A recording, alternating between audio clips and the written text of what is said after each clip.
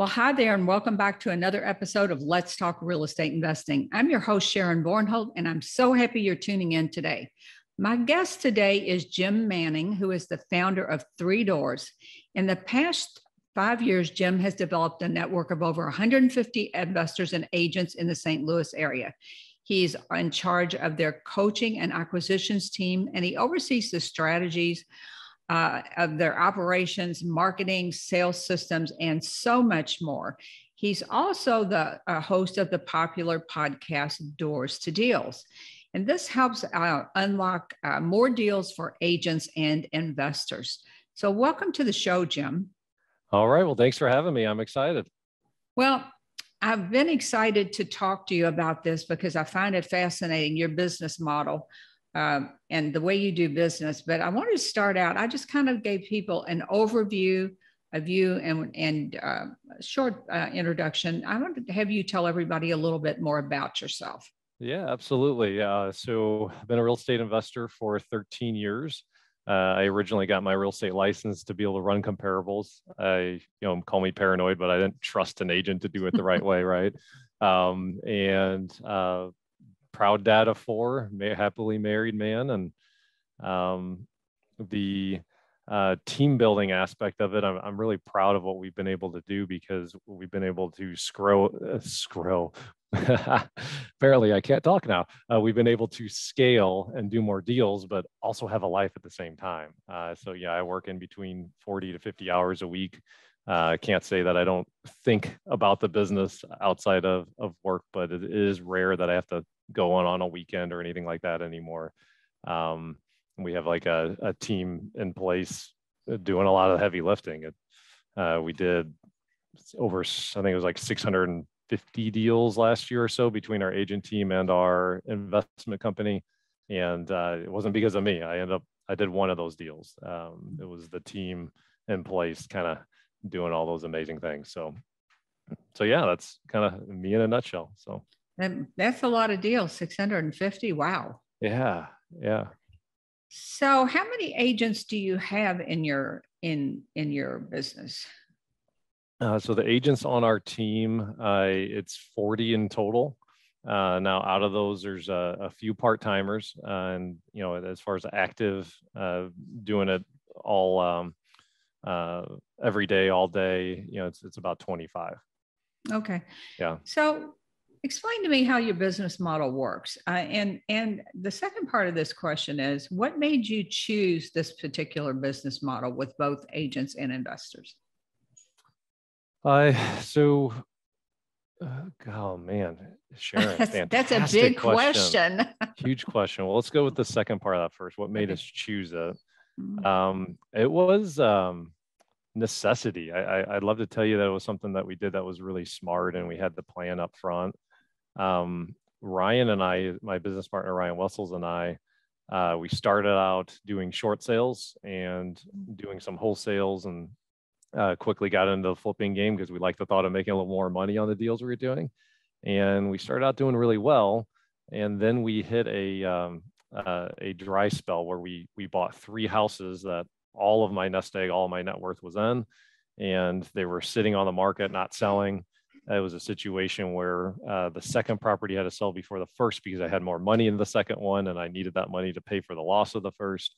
And living on credit cards, living just, like not in a good place, right? And the saving grace for us at that time was that we were licensed.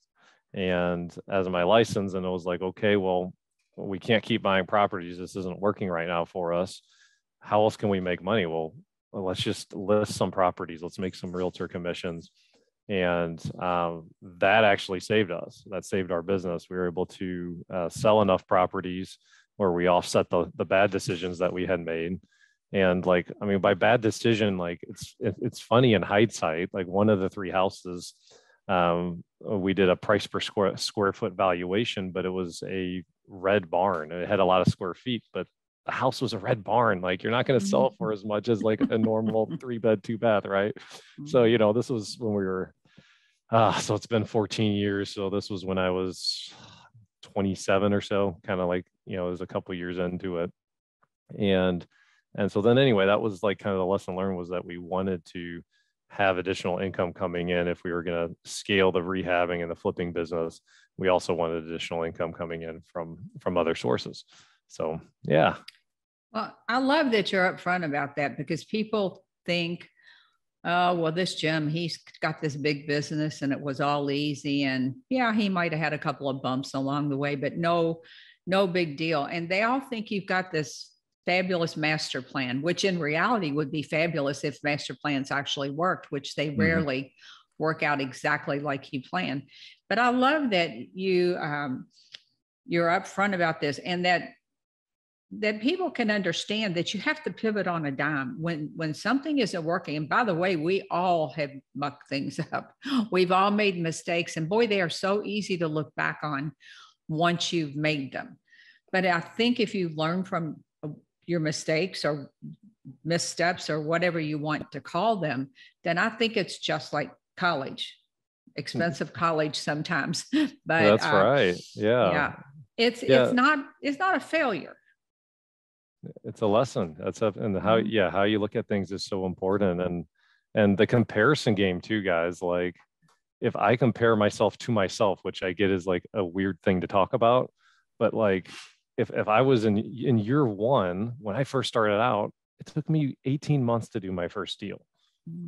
Right? Like, and when I was in year three, what did I do? Like if you're intermediate and you're doing 30 or 40 deals a year and you want to get to the next level, well, don't hear 600 and be like pissed off and upset that you're not at that level. Yeah. I wasn't at that level either. It's a progress. You have to grow. You have to get the right team in place.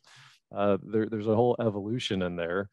Don't compare yourself if you're in year 3 or 4 to Jim in year 14, So yeah, I mean, no one can compete to that, including myself. I couldn't in year 1 do what we did last year.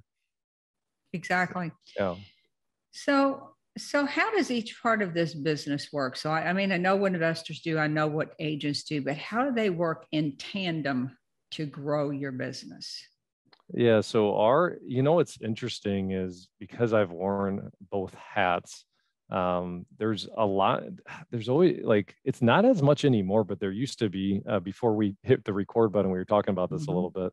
There used to be this like, oh, investors are evil if you're an agent, and oh, agents are evil if you're an investor. And lately there's a little bit more of like an awareness that there's validity to both ways of doing things, right? And so how we've done it and how we've evolved is, we call it a setter closer model. It's part of our sales system. And the overlap between an agent and investor, if you think about it, you're actually doing the same exact thing. You're both looking for homeowners that want to sell their house.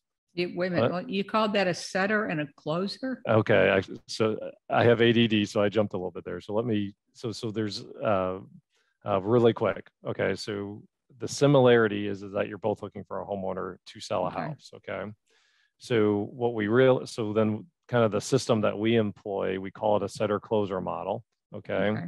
And when you grow a team, what you're going to find is that there's people that have the skill sets that are really good at sales. They're really good at building rapport with a homeowner, getting a house under contract. Okay. And those same people are probably very poor with the details, like updating your CRM, putting notes in it, following up with them if they don't get the deal. So a lot of times it's like, when you're building a team, you want the same person to be able to do both. And the reality is God didn't design us to be able to be good at both. Typically, you have some people that are really good at getting stuff done, and you have some people that are really good with talking and persuading with their mouth. So the setter closer model, the salesperson's the closer, okay, and then we have a person on our ops team that we call our relationship manager, and it's her job to take the initial phone call if the lead comes in, and talk to them and connect to them. It's her job to assign the lead to one of our 10 acquisition managers. It's or our agent. So one of the setups we have is as we have 10 acquisition managers, and then we have the 25 agents that we mentioned as well. And there are times when we'll send both of them out on an appointment. There are times when one will go out, or just the investor will go out. There are times when just the agent will go out. So so then it's her job to just screen it. And then after the appointment, it's really her job. She'll call the homeowner, say, hey, I know you met with Joe. I hope the experience was fantastic. Keep me in mind. I'm here to help any way I'm here to help any way we can. And so then they'll interact. And then at some point, if the negotiation ends up not getting to a finale, and ends up not getting to a result, they're in like that dreaded maybe bucket.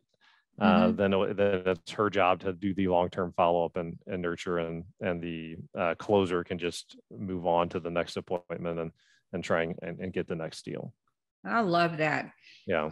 I really believe that half of the work is in building that rapport, at least half. You can, again, you've nailed the being different part, because people do not have that type of a system in place. So I'm impressed with that. And people generally don't understand that maybe as many as 80% of your deals will come from some type of follow-up. Not always does everybody just say yes on the first appointment.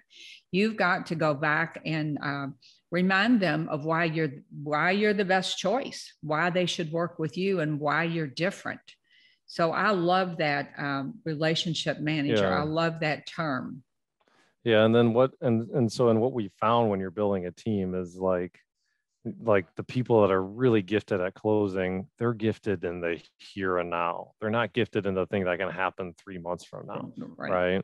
So then that's how you kind of solve for that. That took us a lot of years to go through iterations on that. And then like the one thing that we really love, I think the biggest thing that I love about kind of having this dual approach with the agents and the investors is we can put the client and their needs at the forefront, and we can put them first at that point.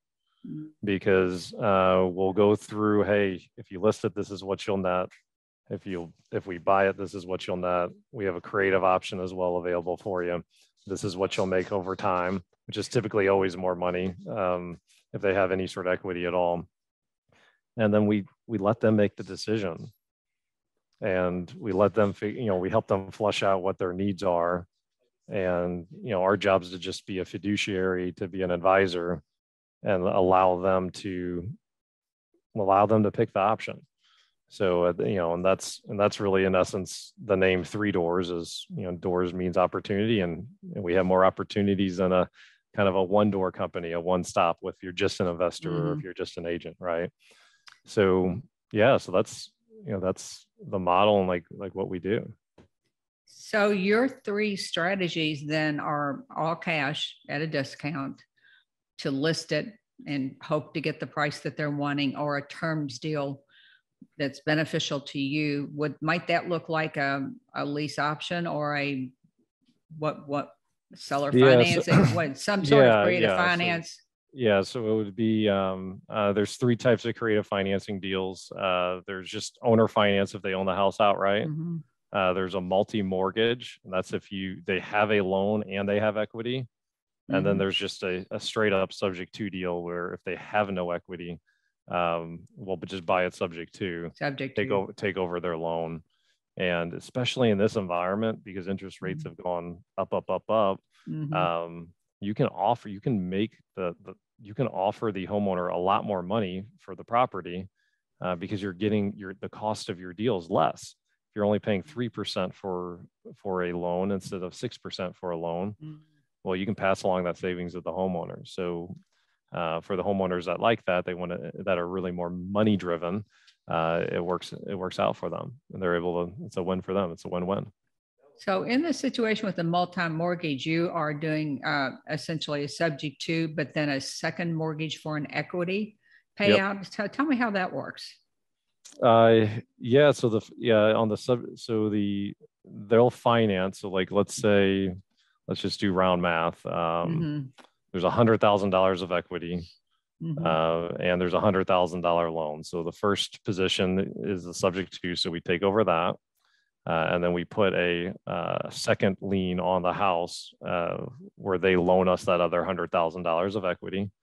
And then, so then when we buy it, we have to make two payments. We have to pay the lender, and then we have to pay the first $100,000, and then we have to pay the $100,000 that was owner financed, and we have to pay that as, you know, like a bank payment, as a lender payment. Yeah. So help the listeners understand why someone might want to do that. So it's turning your asset into a rental, into an investment, without having any landlord responsibilities at all, because we take over all of that. And when you run the numbers over time, I mean, I have a teacher that's a family friend of mine. I've known her for years. She had a ton of equity in the house because she bought it right. She did a full remodel, and anyway, she just had a lot of equity in it. She's a teacher, and I was able to do the numbers for her and say, hey, do you want to make a $2,000 a month income on this house if you do it this way? You know, do you need that equity for anything? Well, no, I'm living with my parents right now, and I love living with my parents. She's got a really good family, right? So at $2,000 a month on someone that's used to a teacher's salary, it's changing her world. Yeah, it's phenomenal. So then if you look at her net sheet and what she's going to make over time, she's not getting that equity on day one, but if you get money on day one, then what do you do with it? Right. You can either spend it or throw it in the stocks, which the stocks aren't a great option right now, or you can invest it into real estate, which is, in my opinion, the best and safest investment that you can possibly make across the board. And so she decided, hey, I'm just going to invest it back into real estate. She turned into the bank, and now she's making $2,000 a month on it. Yeah, so that's a great option for the right person. It wouldn't be right for every person if they were moving into another house. That's exactly right. Yeah.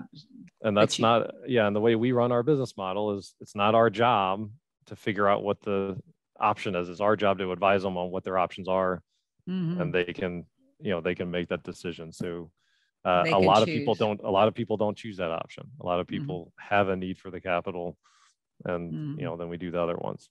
Yeah. When one of your acquisition people meet with the seller, then they just automatically offer them the options. Okay. Yeah, that's right.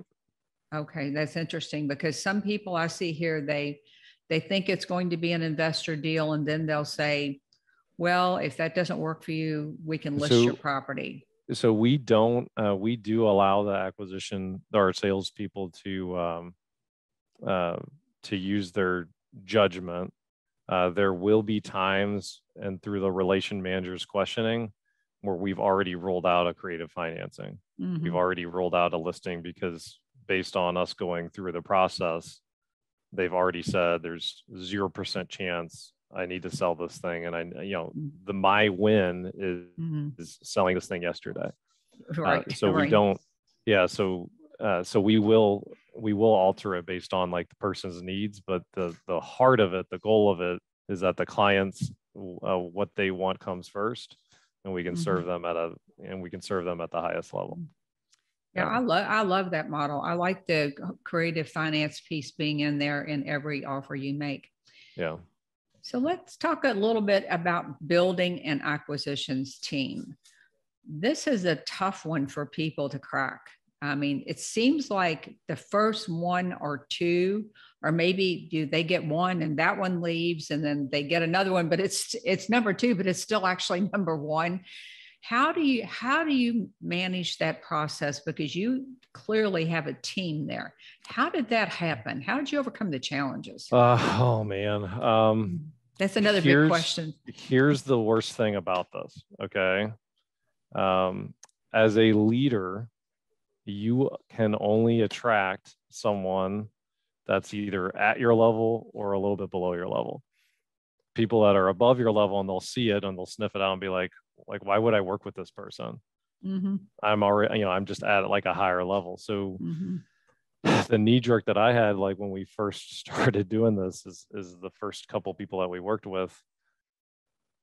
They just weren't that quality. And so then I had to look in the mirror and say, okay, well, what do I need to do? Who do I need to become to attract the person that I need that will be really successful at this.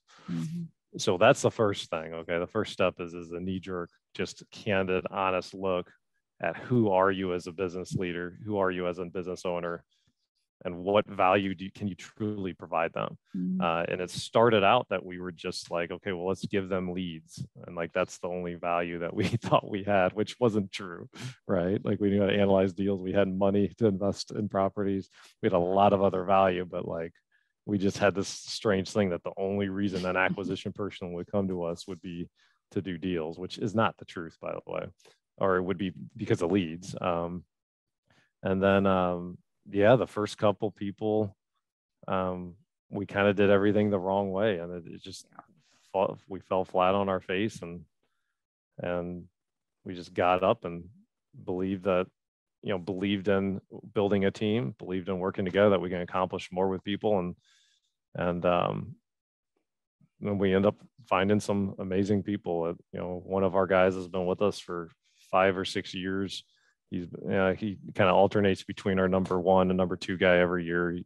And he was the first guy that when he came on, I was like, okay, yeah, this really can work and work at a high level. Well, that's a common story though, but you figured it out. That's the key here. Yeah. And maybe somebody can learn from what you just said.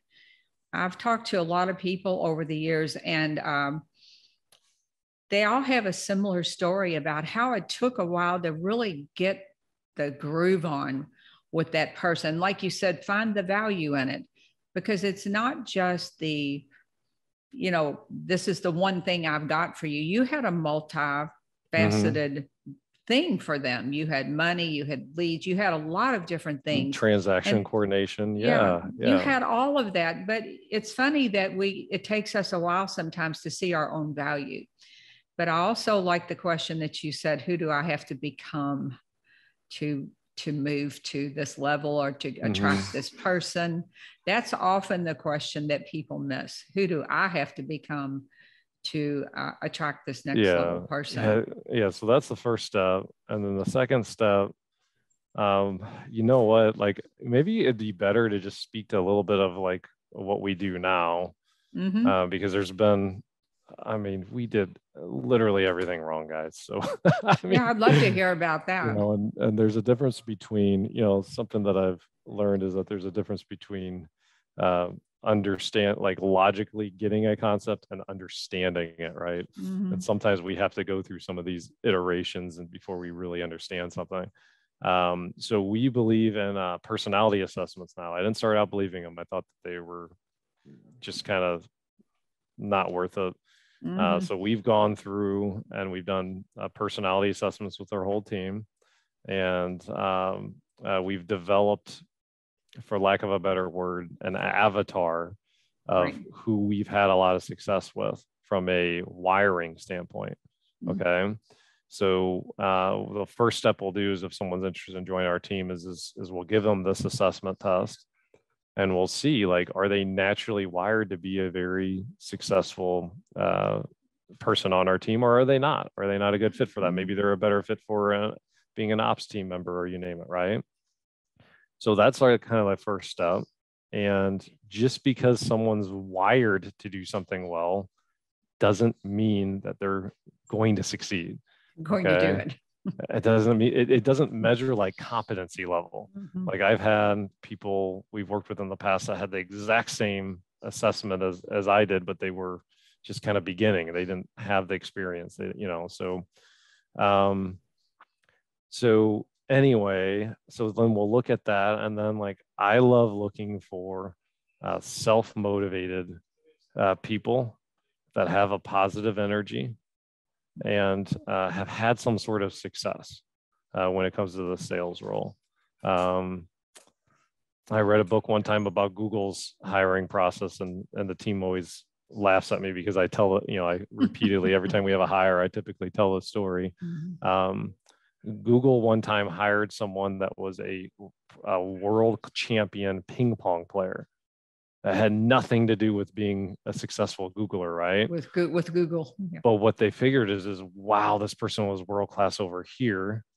We can give them the business knowledge they need to be successful here, but they're already bringing in some tools. They're already bringing in a mindset and an understanding of what it takes to be successful. Mm-hmm. And a lot of times we think that the business part of it, the how to do it's the hard part. The X's and O's, I mean, it's kind of a simple business, like the mindset and like being able to show up and be consistent and give a consistent effort every day. So if I can find someone that's self-motivated, that can handle rejection and will show up every day and with an open mind and willing to learn, oh, that's somebody we can pour into and be really successful with. I love that. You know, Yeah. they tell you to hire for culture, hire for personality, for company fit, and then teach the skills if you have to. But I like the piece that you put in there, the analogy of the ping pong player, because you cannot really teach someone to be that competitive. I don't believe you can. I think you either are a go-getter, that's your personality. I mean, I see that in my granddaughter. She is that person. But there are other people who are always going to slide by with the minimum amount of work. That's who they are. And being able to fish that out of somebody before you hit the hire button, that is a skill. And I love the process that you go through. And I actually love that analogy from Google. That's something everyone should should add to their hiring process. Have they been successful at something else? Do they have the drive?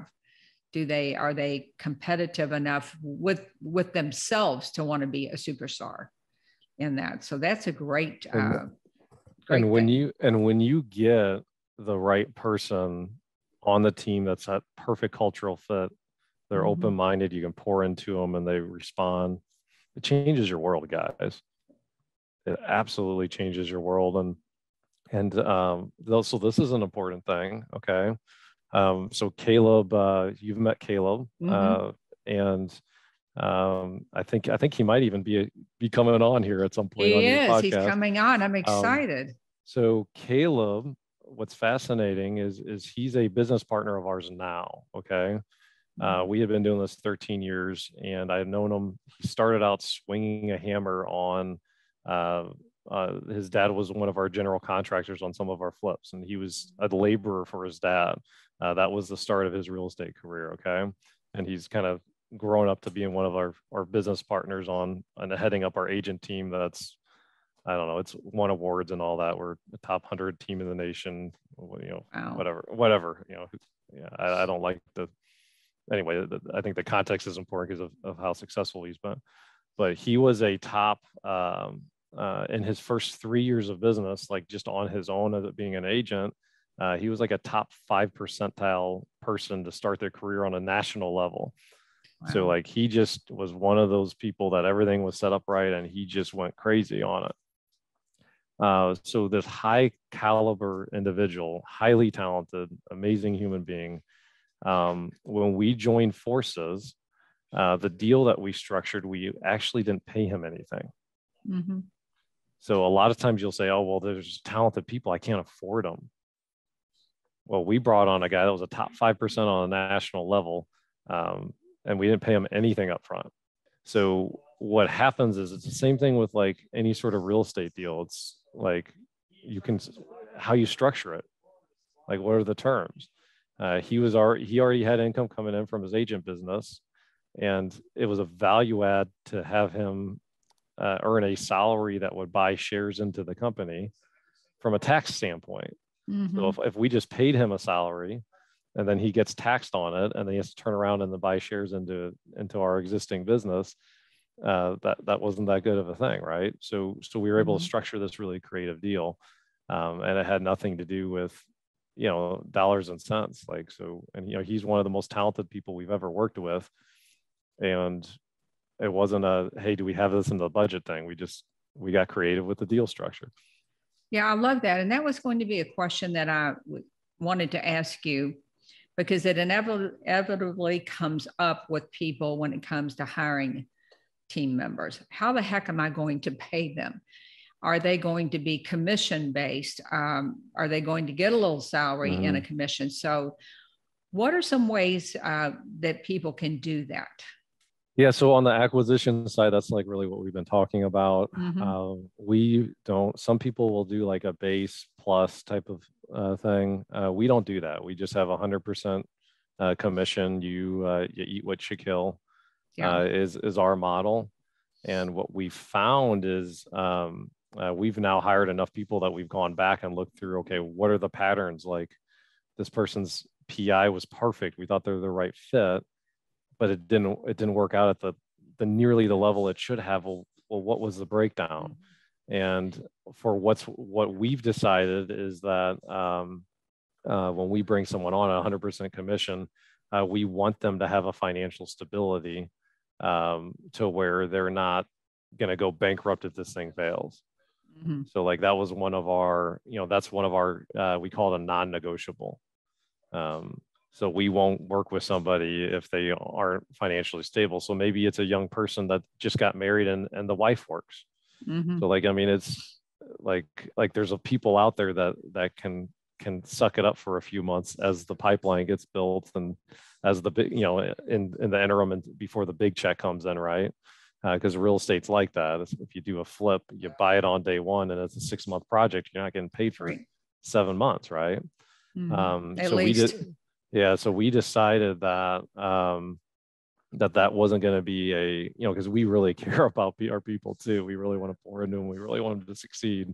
And we just decided that that's not a cross that, we're going to bear, especially like if we want it more than the person does for themselves. Right. Mm-hmm. So that's one of our non-negotiables now is to have a financial stability going into a 100% sales commission. Role. That is seems to be pretty standard among the people that I've talked to. They didn't say it quite that way. You eat what you kill, but but that was oh man, that is a perfect analogy. Perfect analogy though. So yeah. I feel like we need to touch a little bit on marketing since I'm a marketing nerd real quick. What are your marketing? How do you market your business? Do you use direct mail? What do you do? Okay. So my philosophy on marketing is you want to be a laser. You don't want to be the sun. Okay. The sun takes millions of kilowatts to heat the earth. A laser only takes a few and it can burn through metal. Right. So anything, if you just Google, how do I generate motivated seller leads? You'll come up with a list of like 100 different ways within minutes. All of them actually work. We've probably tried all of them, how many stuff we've tried over the years. All of them work. But what fails is when you lack the consistency. Okay. So we actually, as many deals as we're doing, we get our deals through, I think it's 3 ways. Let's go over this. So networking is our number one and it's free. Okay. So building relationships with agents and investors. We do prospecting where we have a lead generation team that will text and cold call. We have guys in the office right now. You can't see them, but they're rocking and rolling. And then we'll do like happy hour events and we'll invite people to them. I like that happy hour. That's a new one. Happy hour. Yeah. So and we found the conversation changes when it's instead of, hey, can I buy a house that you come up with? Hey, do you want to have a beer with me? Like we can change the dynamic of the conversation. And it doesn't have to be a happy hour. It can be any sort of event. I mean, heck, it doesn't even have to be your event. It could be a speaker's coming in on a topic that you're interested in. Like, hey, do you want to go learn with me? Like, and we'll grab a beer. Yeah. Or whatever, right? So so really in a way, the events is really just a subset of networking. So it's really networking and some prospecting and that's it. Well, networking is one of my favorite ways to generate leads, but to build brand awareness, which turns into leads down the road.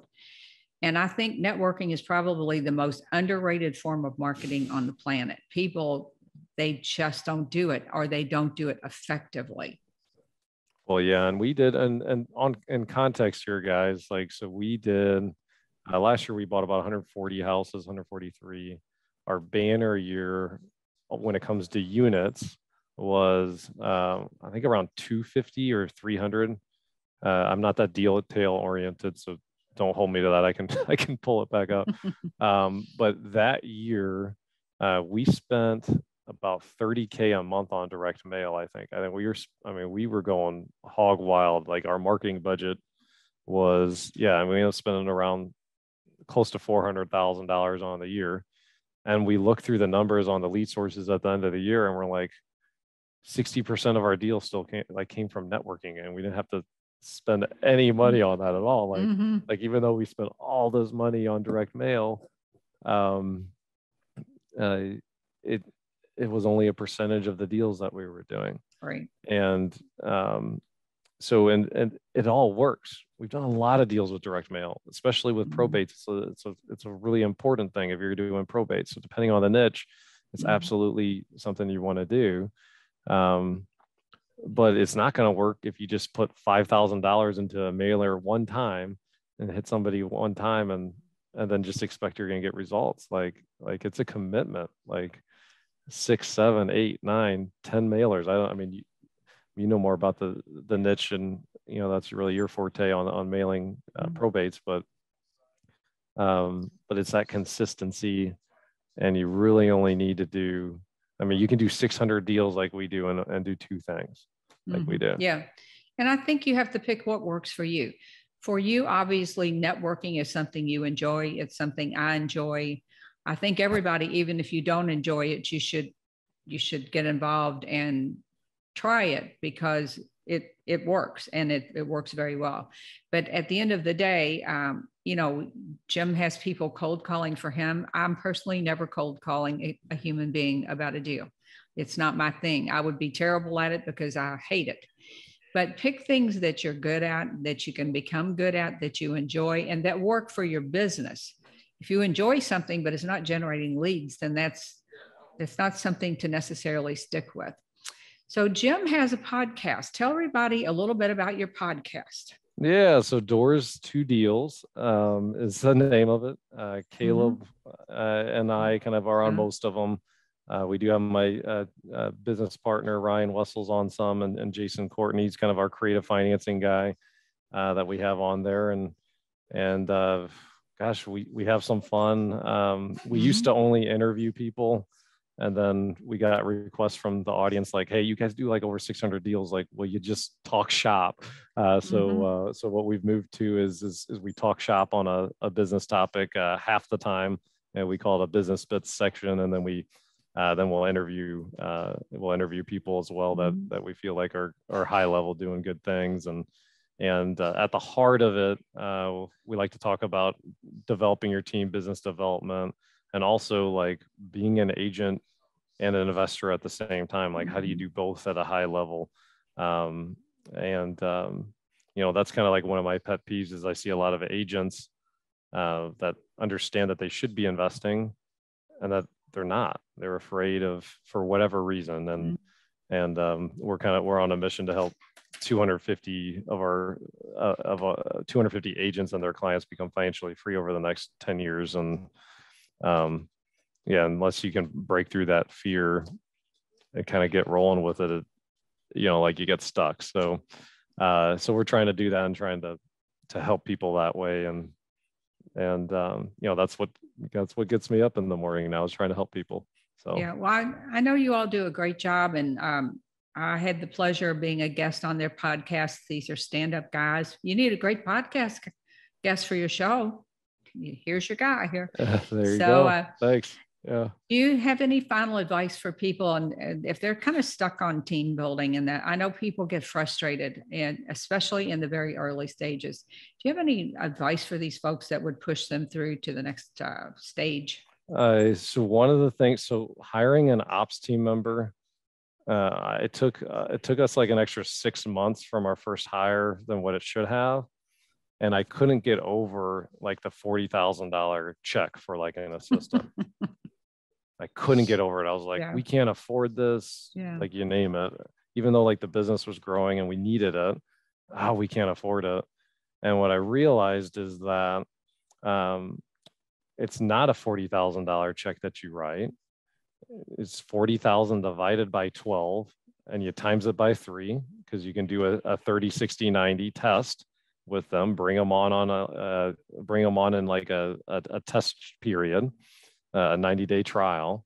And if they don't work out, okay, well then you're out the 3 months worth of salary. You're not out the full thing. Okay. And then so setting it up and structuring it that way, if you're trying to figure out on a budgeting standpoint, when I finally, the light bulb went off on my head on that, I was like, oh, okay, well, I don't have a $40,000 risk. Okay. Like I have whatever that math is, $10,000 risk. Yeah. Well, it's not quite 10, but Yeah. that's my risk.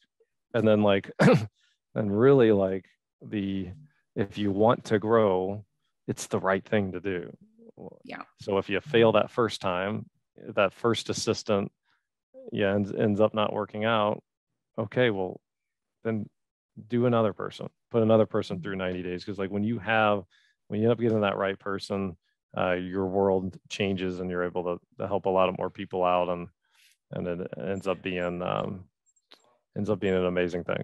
So your ops person, to understand, is like you're kind of like a project manager or an integrator within your business. Yeah, I mean, it can be an executive assistant, like that does transaction coordination to start with you, you name it. So all the little pieces that need to come together. Yep. Well, Jim, thanks so much for coming on the show today. What's the best way for folks to get in touch with you? So it is just go ahead and go to doorstodeals.com. And I think there's a place on there to get a hold of us. And that's Ryan. Hi, Ryan. I'm the prettier partner. Yeah. Yeah. So anyway, so just doorstodeals.com. We have a website on that, and check us out. Okay, guys, and I'll put all the links in the show notes. So thanks, Jim. And thanks again to all the listeners that come out week after week and listen to this show. If you love this show, please leave us a rating and a review over on iTunes. It helps people find us, and I would really appreciate it. I will see you same time, same place next week. Bye for now.